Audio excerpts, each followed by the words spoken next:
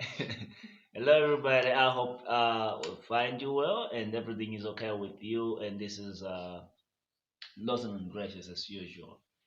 Of course, last time we were talking about after this talk, she's supposed to kiss me. Well, it didn't happen. She just bite me off, and I think you can see my lower lip is a little bit like bang. Damn, that was rude. So, anyways, today we're just going to be continuing from where we left. So, what are the questions for the day? What questions do you have for us today? The questions that I have for you today Yeah, is that if Jesus was your friend, yeah, right? yeah. What relationship would you have with him? Okay. If Jesus was my friend, I would take it into like today's context. If Jesus was my friend, of course, I'll be having number one his WhatsApp number. Of course, I would like him all over on Facebook. For Yeah, follow him on Twitter, Instagram, every time. And I think if he is my friend, and these are some of the things we'll be doing together. In business, we'll actually open what called a fishing restaurant, whereby we'll be just making fish pies and sell them. Of course, we have our own bakery. fish. Yeah, no, a bakery. That's for bread and fish. Of course, we'll be making a bakery, right?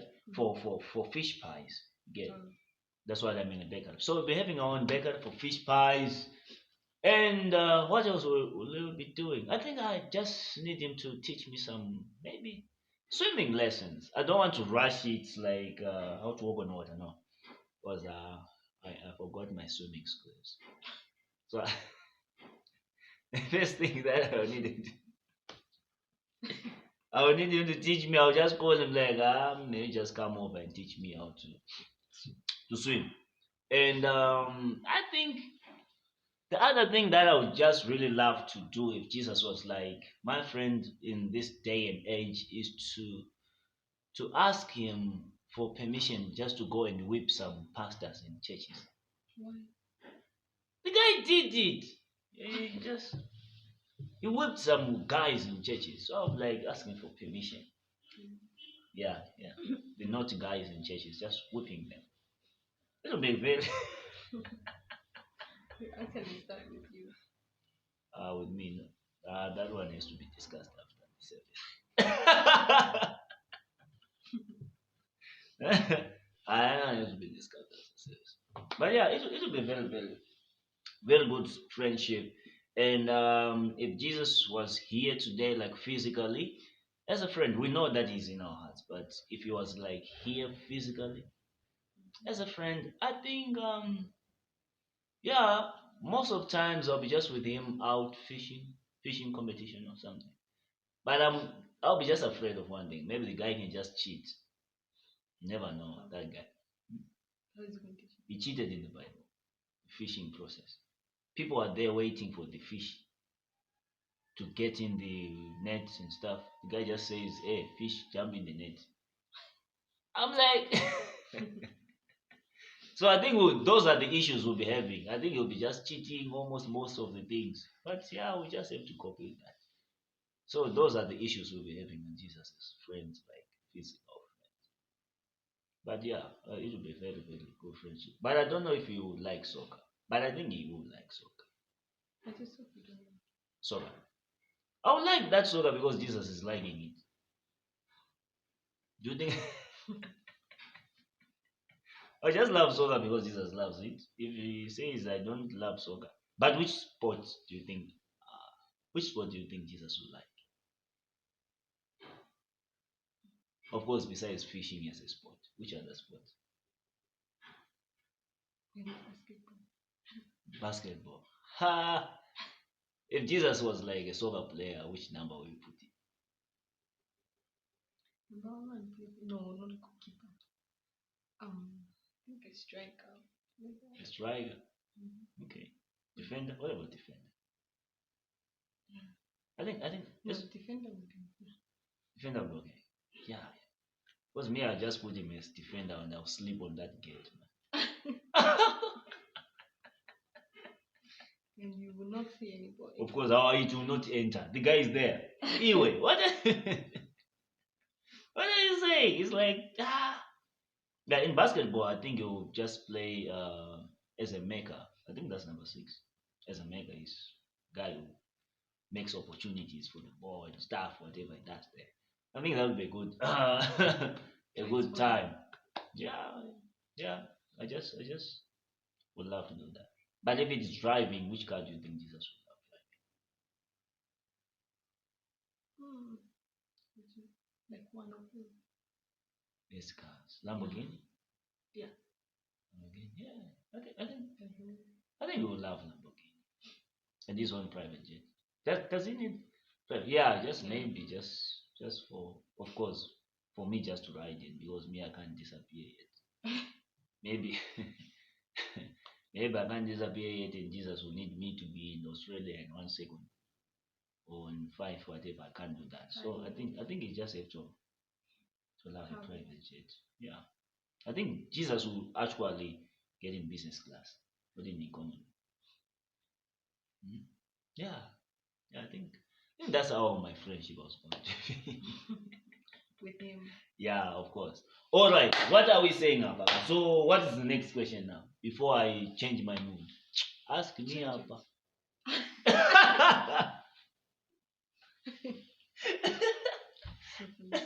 Okay. Let's be serious. What's the next question? uh, let's talk about the prophetic world. Wow. Wow. Okay, the prophetic. What do you want to ask about the prophetic? You can just brief us about the whole. Okay, the prophetic. Okay.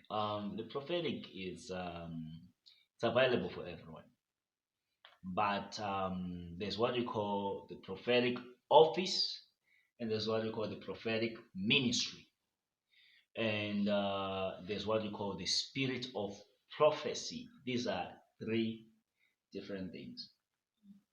The spirit of prophecy it manifests in the body of Christ. Everyone who is a believer can use the spirit of prophecy. Everyone. As long as you believe. Yeah, it's for everyone. It's for everyone. Just like oxygen. You get it? Spirit of prophecy. Through the spirit of prophecy, sometimes you dream, sometimes you see visions. Yeah. Sometimes you just have an inner feeling of telling you that what you're about to do is bad. Or that's the way. That's guy, yeah. That's the feeling, yeah. Spirit of prophecy. It's everywhere. You can't run away from it. Come on. Then there's what we call the ministry of prophecy. The ministry of prophecy, those are people who, when they want to prophesy, they wait for you to sing and to do the so-called bringing the Holy Ghost down. I don't know wherever he was aiming.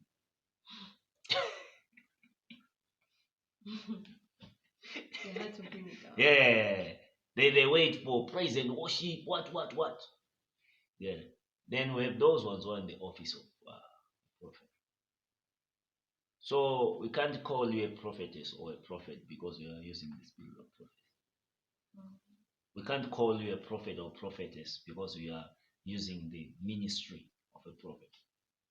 But you are only become a prophet when you are using the office of a prophet. And how do you And use the office? the office of a prophet.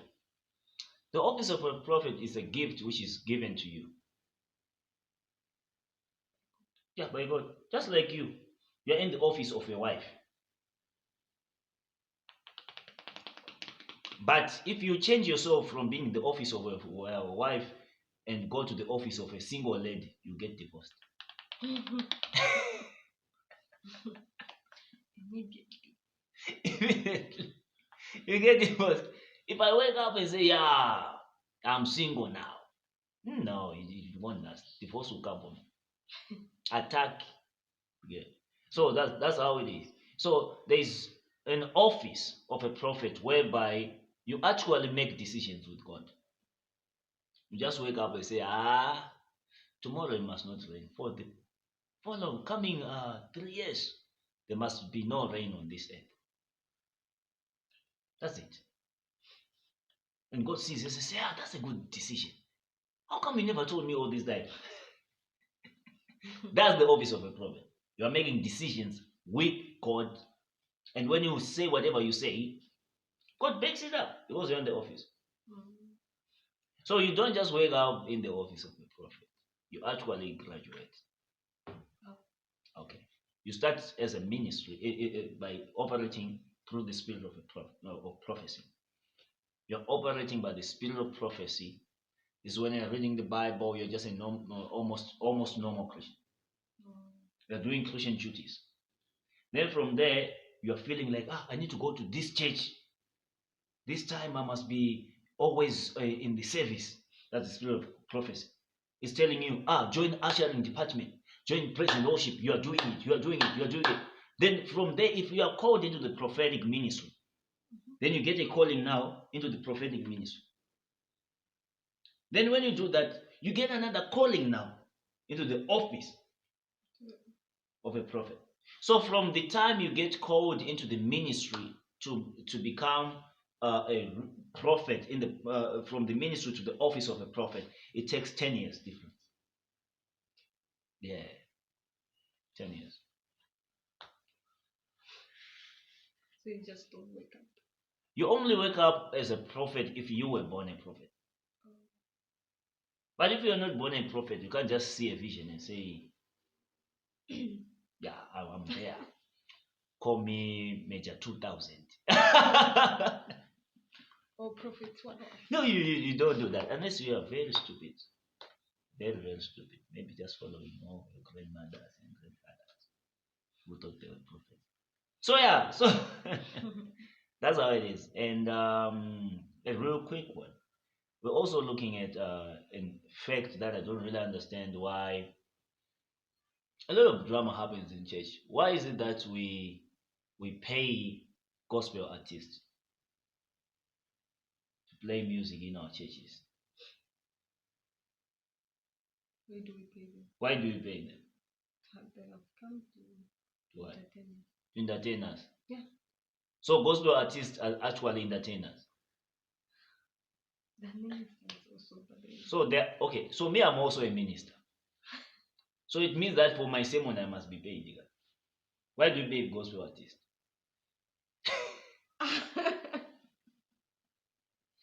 Well, Because let's leave a question mark on that no, okay, I'll leave a question mark late. But I just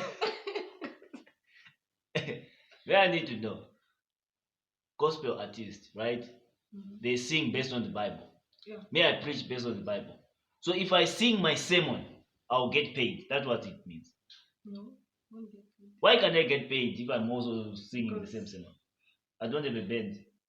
Yeah. I guess so. So okay, let's leave it there. Yeah. You want to say because Let's just leave it. okay. But we'll continue with the because. Yeah, it's okay. We'll touch it next time. Yeah. Okay, so that's the office of the prophet for you. You don't just wake up as somebody who's in the office. But if you were born a prophet, like what Jeremiah is, like what God says to Jeremiah, before you were formed in your mother's womb, I chose you to be a prophet. Get so there are different kinds of prophets. We're going to talk about them. You get it. There are different kinds of prophets. You don't just wake up calling yourself a prophet because you see a vision. Somebody who's in the office of a prophet, you can just wake him up in the middle of the night and say, "What is God saying now?" He does not wait like, "Let me call Abba Father, pray, Abba Father, as I pray, I have come, my Lord." It's not like that. It just happens like that. Sometimes he speaks and God later backs him up. That's obvious. Ministry of a prophet, you are waiting now to see, like, Mm. And they're also what we call seers now. What is it? The seers. If you need to know a seer, just look at Prophet Yubed Angel. That one is the beginning and the end of all seers. I don't know. If you don't have much information about, okay, look for Prophet Bushir. Yeah, look at the UJ. Look at the prophetess Beverly Angel. One day she was in Harare. She took somebody's sponsor. Oh yeah, I and put a remember that. password. Yeah. And you come, you don't even see nothing. No, you can pretend to be a prophet, but you can't pretend to be a seer. Yeah, you can't pretend to be a seer. It's very, very difficult. People will come and tempt you to show them, like, yeah, can you see? So being a prophet is being called a prophet or a seer is a very, very difficult thing. Don't even wish to be called that. Even the devil will not wish to be called a false prophet or a prophet. No wonder why he has his own false prophets. He himself, he does not want that title. He gives it to other people. He gives it to others. Because not that title. It's not your friend. Nah, it's not your friend. You go through some funny, funny things. Funny, funny things. Anyways, guys, I think anything else? I think yeah. I think today we just end here. And if you have any question about any subject, any topic,